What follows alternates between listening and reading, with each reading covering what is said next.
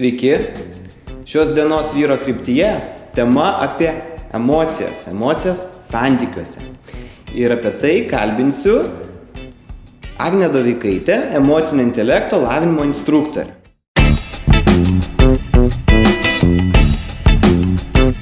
Taigi, Agne, mes visi žinom, kad emocijos yra toks dalykas, kuris visada yra ir tu nori ar nenori, jis yra su tavim. Ir būna momentų, kada emocijos padeda, kada jos džiugina, bet būna tokių momentų, kada mes jų nenorim, nes jos nepadeda, kažką griauna, ypač santykiuose. Ir noras paklausti, kadangi pati vedi emocinio intelekto lavinimo kursus, kad tiesiog pasidalintum su mumis ir su klausytojais ir su manim savo patirtim ir savo tuo, ką tu mokini, ar emocijos, ar jas reikia reikšti būnant santykiuose. Pirmas klausimas. Ir antras, jeigu reikšti, tai kaip reikšti, kad tai negriautų santykių. Čia labiau kalbam apie neigiamas emocijas, bet teigiamas taip pat. Supratau. Labai įdomus iš tikrųjų klausimas, nes apie emocijas dažnai labai žmonės nesusimąsto. Jos kaip ir yra, bet jos dažniausiai pas kiekvieną žmogų yra kažkur tai pasąmonė, ar ne? Va, taip galim pavadinti, kad jos yra tokia neįsisąmoninta dalis. Mums kažkas gero atsitiko, mes apsidžiaugiam. O, nuostabu, kažkas gero atsitiko. Mums kažkas atsitiko blogo, mes nuliūstam, mums blogai, ar ne? Kaip ir realiai galima taip sakyti, kad žmogus netgi nemato tikrųjų priežasčių, iš kur tos emocijos gimsta ir iš kur jos kyla. Tai va, tai pirmiausias dalykas, ką noris pastebėti, ar tai būtų santykiai, ar šiaip netgi gyvenime, tarkim, pas jūs kyla kažkokios emocijos, tarkim, jeigu mes šnekam apie neigiamą šiuo atveju. Pasižiūrėti, kur yra jų priežastys. Nes labai dažnai, kad emocijos, jos tiesiog yra kaip reakcijos į tam tikrus dalykus ir tai yra toks greitai ganėtinai, aš sakyčiau, praeinantis dalykas. Pavyzdžiui, emocijos yra netgi ištyrinėta, kad jos trunka maždaug nuo 15 iki 30 minučių. Tarkim, labai kažkoks tai didelis netgi atrodytų konfliktas, kuris vyksta tavyje, kuris kelia pyktį ir taip toliau. Pavyzdžiui, šnekant apie santykius, supykau ant savo partnerio, ne, man atrodo, kad jau ten kažkas tai labai stipraus ir tai taip reikšminga, nes man labai atrodo tikra ir aš labai pykstu. Kaip? Taip. Tai visų pirma, tai aš ką pasiūlyčiau, koks mano būtų patarimas, tiesiog tą pyktį stebėti. Ir yra labai įdomu, kiek aš, pavyzdžiui, netgi pati išbandžiau ir kiek aš rekomenduoju ir mūsų kursus lankantiems. Ta prasme, iš tikrųjų, jisai praeina. Taigi visų pirma, man visada su emocijom kyla toksai klausimas, apskritai, ar jomis verta tikėti. Nes jos yra reakcijos, jos užėjo, praėjo. Tai va, ir vien dėl to kelti santykiuose konfliktus, na, sakyčiau, toksai dalykas, apie kurį verta susimastyti kartais. Ar tai yra tikrai tikra ir ar emocijom mes grindžiam savo santykius. Jo, tai turbūt vienas iš patarimų yra stebėti, tai reiškia kažkaip tai sugebėti, nežinau, paeiti į šoną arba išeiti pasivaikščioti. Ir tuo metu turbūt negalvoti apie tą kitą žmogų, koks jisai, nes jisai sukėlė man tas emocijas, bet tiesiog pabandyti pasižiūrėti, kaip viduje tos emocijos nuslūksta. Taip, būtent, vat, ką tu... Kaip atradimas. Taip, nes pavyzdžiui, galbūt pas jūs užėjo, ar ne, tarkim, labai kažkoks didelis pyktis ar kažkokia kita neigiama emocija ir padidinti distanciją su tuo metu, tuo žmogumi, tai būtų labai patartinas iš tikrųjų dalykas. Pavyzdžiui, jūs galite nueiti į kitą kambarį, ne, pasėdėti, įvardinti kitam žmogui, kad, pavyzdžiui, pas mane sukilo pyktis, jūs įvardinat, ir sako, dabar šiuo metu aš negaliu adekvačiai su tavim bendrauti, adekvačiai kalbėti, nes viskas, ką aš pasakysiu, tai bus to pykčio paveikta, ar ne? Netgi yra pastebėta toksai dalykas, kad žmogus, pavyzdžiui, jeigu jisai įvardina netgi, kad pas mane kilo pyktis. Net ne aš pykstu, o pas mane yra pyktis. Pavyzdžiui, pas mane yra pyktis, arba galima sakyti, aš pykstu, ar ne, bet kai mes pasakom žodžiu tai, kas vyksta su mumis, tuo metu kokia yra emocija, tai jau sumažina maždaug, sakyčiau, 50% jos. Nes vien tu pasakai ir tai jau padaro tokį dalyką tavo viduje, kad tu tarsi ją gali pamatyti iš šono, tą emociją. Tai vyksta pas mane, tai reiškia, kad aš nesu emocija, ar ne? Tai nereiškia, kad aš visas esu pyktis ir dabar ant tavęs. Tai va, pykstu. Ir tiesiog, pavyzdžiui, į kitą kambarį, pasėdėti ramiai, arba išgerti vandens. Visada yra galimybė tiesiog atsitraukti iš bet kokios situacijos, tada pastebėti, iš kur iš tikrųjų kilo ta emocija. ką tas žmogus tokio pasakė ir ar iš tikrųjų jis tą pasakė, nes dažnai mums labai atrodo, kad pasakė. Labai dažnai mums atrodo, kad padarė. Ir labai dažnai emocijos, jos iš tikrųjų yra mūsų praeities šešėlė, aš taip sakyčiau. Kažkada kažkas kažkaip taip pasielgė, kaip mes tai interpretavom taip, dėl to supykom ir dabar kiekvieną kartą, kai taip vyksta, mes reaguojam taip pačiai. Gali būti emocijos, kad mes matėm, pavyzdžiui, kaip tokiu atveju mama ant tėčio pyko. Ir mes tą turim iš vaikystės ir mes reaguojam lygiai taip pat, kaip mama pyko ant tėčio, nors mes galbūt savo viduje netgi nepykstam toj situacijoj. Jo, tai taip ir būna, kad kartais net neaišku, kodėl supykau, bet supykau. Ir jeigu bandau nepykt, labai sunkiai gaunasi. Taip. Nors ir labai nori ir net ir matai, kad tas žmogus kaip ir nei prie ko čia. Tai pirmas patarimas yra atsitraukti. Antras, padidinti distancinę, įspėjus tą žmogų apie tai, kad pas mane vyksta šiuo metu tada stebėti, kad tai pakankamai neilgai trunka ir kad tai kaip ateina, tai praeina ir tiesiog netgi mechaniškai, hormoniškai galbūt kažkaip vyksta ir tai labai įdomus atradimas gali būti. Ir trečia, pabandyti pamatyti to priežastį, ne? Ta, kas tai galbūt sukėlė kažkur seniau, dabar tai kartojasi. Žmogus galbūt visai nieko dėtas ir... Dažniausiai būna nieko dėtas, dažniausiai būna ne prie ko. Bet aš iš tokios irgi patirties ir draugų ir kitų žmonių lengva pasakyti. Tuo metu, kai... Juk visi mes tų santykių tokiuose metuose esam jau patyrę. Ir su įvairiais žmonėm, ir tėvais, ir vaikais, ir mylimaisiais. Agne, kaip tu patartum žmogui pas jūs, sakykime, yra kursai, kurių metu jūs mokinate tų dalykų, kaip dirbti su emocijom ir panašiai. O ką patartumėt žmogui, kuris nelanko kursų, neturi laiko, neturi galimybių, bet norėtų to patarimo? Kaip tuo metu, nes lengva pasakyti. Tiesiog reikia nesureaguoti, atsitraukti, pailsėti, pasivaikščioti. Tai jeigu jau taip žmogus sugeba padaryti, tai visą kitą jau ir be kursų padarys. Kaip tuo metu? Kaip žmogui išmokti santykiuose tas emocijas neišreikšti iš karto?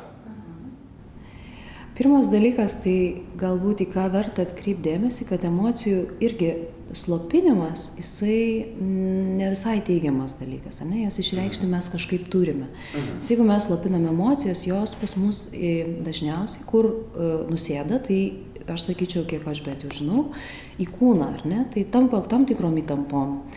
Ligom gali tapti, tai būtent. Ir iš tikrųjų netgi yra žmonių, kurie tyrinėja tai, kaip emocijos veikia mūsų kūną ir kaip jos apsigyvena tam tikrose vietose kūno. Tai iš to gali būti labai daug po to fiziologinių, netgi fizinių problemų, ar ne, jeigu mes tų emocijų neišreiškime. Kaip išreikšti emocijas dabar ekologiškų būdų, ar ne? Nes galima dabar šnekėti, kaip jas išreikšti, bet jeigu užsiplieskia, kaip tada jas išreikšti? Tai geriausias būdas, aš tai siūlyčiau, kadangi aš pati esu ne tik emocinio intelekto lavinimo instruktorė, bet taip pat ir menininkė, tai visos meno formos tinka, žinoma, visada. Kad ir grot pradėti. Aš atsimenu, kai aš labai pykdavau, tai aš labai stipriai tada užsidarydavau į kambarį ir grodavau ten tiesiog. Tarp kitko, pyktis lygiai taip pat, tai yra tam tikra, ar ne, emocija, tai turi tam tikrą energiją.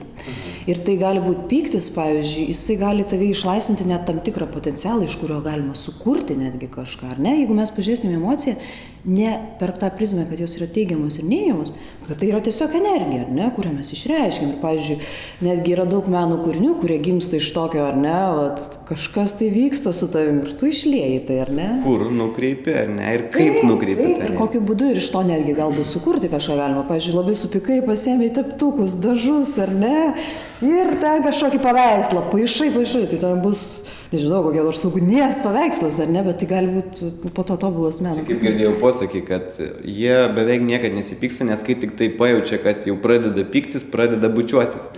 Čia yra iš tikrųjų nuostabus emocijų, kaip čia pasakyti, emocijų išraiška. Nes emocijos yra toksai dalykas. Labai smagu šitoje vietoje stebėti vaikus. Vaikai, kadangi yra emocionaliai labai jautrus, jie gali labai greitai mums padėti atrefleksuoti, kas vyksta, kai mes emocionuojam, ar ne, ar tai geras ar blogas. Jie tiesiog pasigauna bet kokią emociją. Tai reiškia, jeigu jūs supykot ir pradėsite bučiuotis, pas jūs emocijos pasikeis lygiai kaip pas vaikus. Ta prasme, vaikai nugriuvo, čia pat apsiverkė, čia pat nusijuokė, čia pat mama kažką užpyko, jisai susigužė, čia pat draugas parodė lėlytę, jis nusišypsojo. Ta prasme, ir mes irgi kažkurioje vietoje, mes emocionaliai, mes labai greitai galim keisti savo emocijas. Taip, kad jeigu jūs supykot ir prisiminsit, kad, pavyzdžiui, aš irgi tokį būdą naudoju, aš labai supykstu, tada man būtinai reikia eiti apsikabinti. Tarkim, santykis, ar ne? Nes tai yra vienas iš mano būdų, kas man pakeičia. Gerai, jeigu vyras dar nesupykęs. Nes jeigu jis supykęs, jis turbūt nelabai norės. Būtinai dabar reikia apsikabinti. Priprašai gražiai. Taip. Galima tai pabandyti, tiesiog emocijas galima keisti, jas labai lengvai, jas išreikšti, ar ne? Vat, kaip ir meno formom kažkokiam. Tai galima, pavyzdžiui, viena emocijų išraiška, ar ne?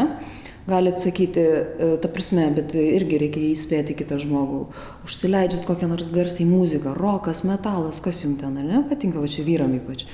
Nu ir ten, kaip sakant, viską, galima šokius ar ne šokti, va tai yra šokio terapija irgi, vėlgi emocijų reiškimo būdas, labai daug įvairiausių būdų. Pašokinėt netgi, pavyzdžiui, fiziniai pratimai, jie nuima emocijas iš karto. Nes iš karto pervedus dėmesį į fizinę veiklą, pas jūs visiškai, ta prasme, eikit bėgiot. Čia aš taip išgirdau, kad galbūt moterim labiau patiko tie pirmi būdai, menas, šokiai. Jo, aš taip laukiu, kada vyras apsidžiaugs, nu va, pagaliau, padaužyt, po čia pabėgiot, nu kažką prispaudimų galbūt padaryti. Arba, pavyzdžiui, netgi namų kažkokią ruošos dalyką, ar ne, kapot malkas. Standartinis filmų pasiūlymas. Aišku, ką jie ten daro filmuose. Taip, ir suprantat, emocija, jinai virsta ar ne kažkokia energija, kuri gali būti per fizinį aktyvumą, jinai išeina. Ir tokiu būdu jinai išeina iš kūno, jinai išeina iš mūsų emocinės visos tos sferos, jinai išeina iš minčių. Ir iš tikrųjų po to tu jausies, kad, o, geras. Tai yra tik energija. Čia gal ir vyro kokybė dirbti su savo sąmonė, su sąmoningumu ir nukreipti, valdyti tą energiją, netgi sąmonės būdu, kaip priimti ją kaip energiją ir jeigu nukreipi į kažkokią, nežinau, darnią veiklą, kaip pavyzdžiui, nuo santykių griovimo į santykių kūrimą, tai tą energiją gali su ją indus suplauti. Būtent. Taip, supratau, kad dabar suplausiu visus indus. Taip. Nu, jokiais, bet taip, ar tu žinai dar kitų būdų, kaip išreikšti ekologiškai emocijas, apart tų, apie kurias kalbėjom? Vienas iš tokių būdų, ar ne, terapinių, tai gali būti, ta prasme, kad jūs galite turėti savo pykčio pagalvėlę. Čia irgi toksai... Gali būti, nežinau, su ko norite, kas jums patinka. Ta prasme, galima emocijas, čia vėlgi fizinis toksai tam tikras būdas, bet jūs galite išreikšti, jūs galite padaužyti pagalvę.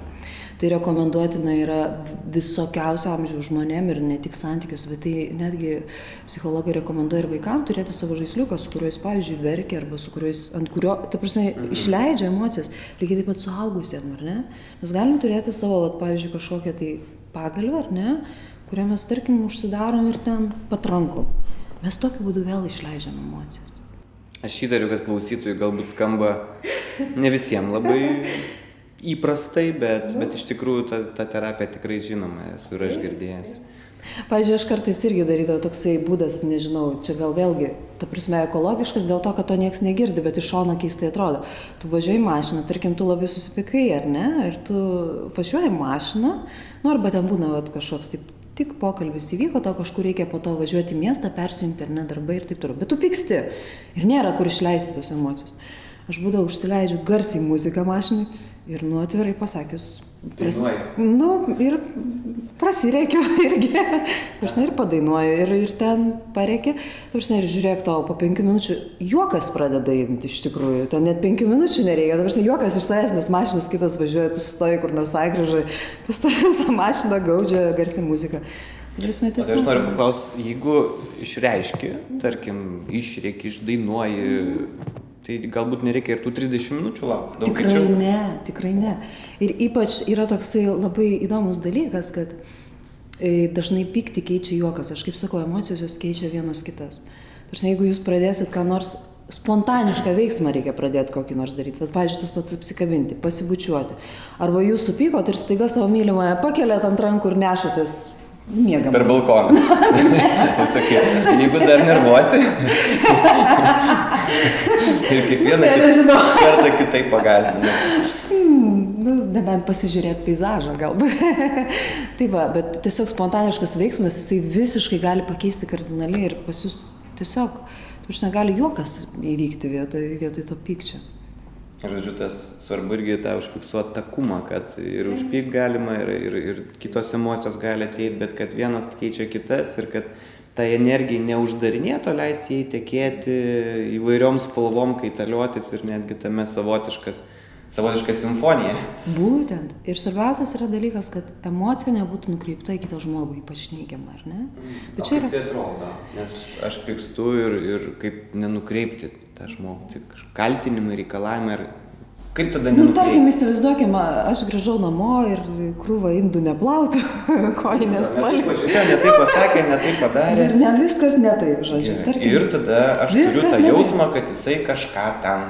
Tai vat būtent, jeigu aš ateinu ir sakau, tu, ten ta, tu, na, kiek galima. Ir dar priedo žodžiai yra tokie unikalūs, kurie nusako, kad emocija negimsta šiuo metu, o tai yra praeities šešėlis, tai būna, tu visada, ten nedarai kažko, arba tu niekada man nepadarai. Aš apsimesiu tuo nesupratusiu žmogum, nes galbūt ne kiekvienas supras, geriau, tai kaip tada sakyti? Man nepatiko, kad tu o kaip apeit šitą, kad netiesiogiai sakyt, bet jeigu aš turiu emociją arba nuoskaudą ir noriu ją išsakyti tam žmogui, man atrodo svarbu, kad jis išgirstų, kad... Tai tarkim, pirmas dalykas, kas svarbiausia, emocija išleidžiama, ne, mes supykom. Tarkim, jūs netgi galit, bet kaip aš pykstu, ar ne, jūs galite ten, ta prasme, stipriai, šalia to žmogaus. Nueiti į šoną ir... Aš pykstu.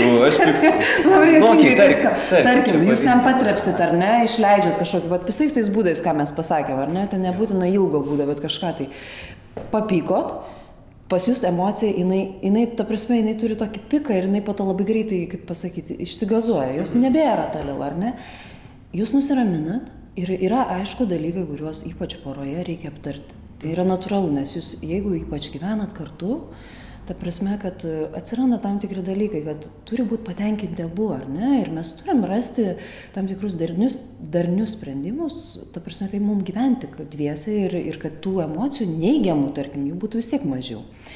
Tai va, jūs nusiraminat ir tada apie tai... Jau tada gražiai, ilgai ir laimingai gyveno. Taip, tada ilgai ir laimingai gyveno, bet va tada, kai šypsena veide ir, kaip sakant, jau jums viskas tvarkoja su jumis, jūs vis tiek prisiminkite, jeigu tai yra emocija, tarkim, pas jūs gali atsirasti, kad jūs pykstat dėl to, vat, kaip mes sakėm, tai praeitis, ar ne, ir šiuo metu tai neveikia.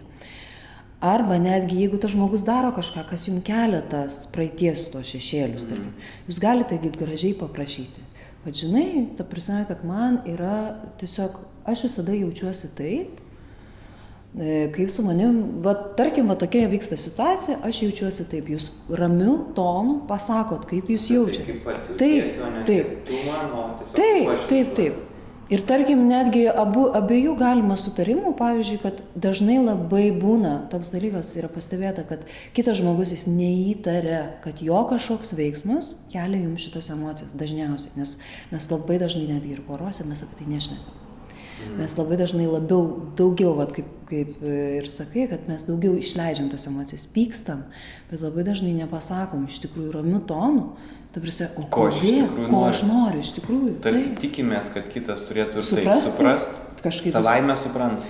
Taip, jį mato, viską mato. Taip, ne, iš tikrųjų kitas žmogus jis gali net nežinoti, kad tavo kažkoks veiksmas jam kelia tokį, ta prasme, susierzinimą arba net skausmą kažkokį gali. Aš įsivaizduoju, jeigu su neigiama emocija išsakius didelių, kaip čia, balso tembrų aukštų apie tai, ko tu nori, tikrai žmogus turbūt neišgirs. Taip, nes nuo aukšto tembro tiesiog užsidaro ausis per aukšti decibelai, nebeverėjama. Gali ir taip būti. Ne, iš tiesų, ramiu tonu pasakymas, jisai visada atveria tokią galimybę tarp jūsų diskusijai, visų pirma. Žinai, kad kitas žmogus, jeigu ramiu tonu ir ypač moterim, ką aš rekomenduočiau, dar pridėti šypseną veidą. Tas labai padėtų. Pritariu, kaip vyras tikrai like. Nes iš tiesų tai, ta prasme, kad jūs prisiminkite tiesiog, kad vyras nuostabus, viskas gerai ir jeigu jūs prisiminsite tą, kad vyras nuostabus ir su šypsena veide dar kažko iš jo paprašysit, jis visada padarys tai. Niekada nebus problemų. Taip, vyrai akimis myli. Taip.